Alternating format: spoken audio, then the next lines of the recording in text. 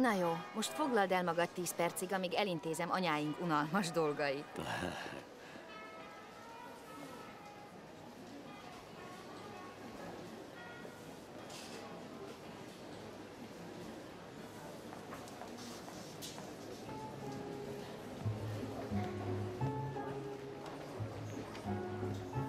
Ez igazán szép.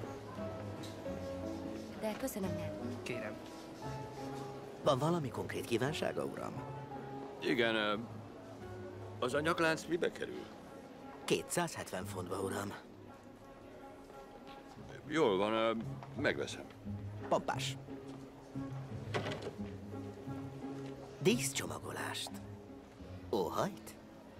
Igen, kérek. Pompás. Szépen dobozba tesszük. Inni? Nézd, lehetnénk gyorsak? Hogyne, uram. A kezem, mint a villanó villám.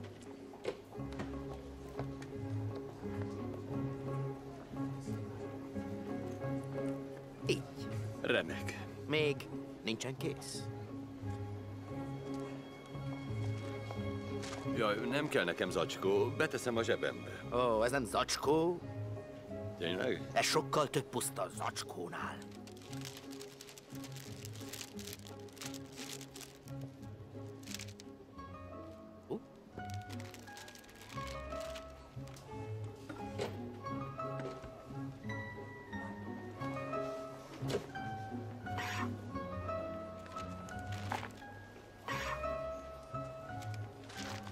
Lehetnénk kicsit gyorsabbak, kérem? Prontissimo.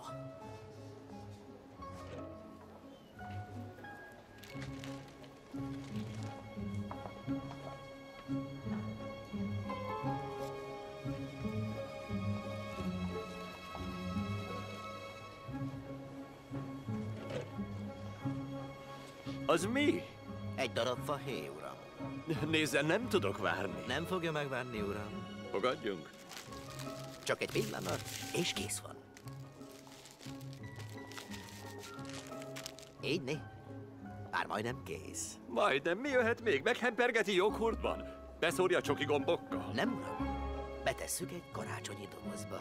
De én nem akarok dobozt. Azt mondta, kér díszcsomagolást. Igen, Ez de... az utolsó simítás. Fizethetnék? Már csak egy kis Oh. magyarágacska. Nem kell a magyar. De uram! Hagyjuk.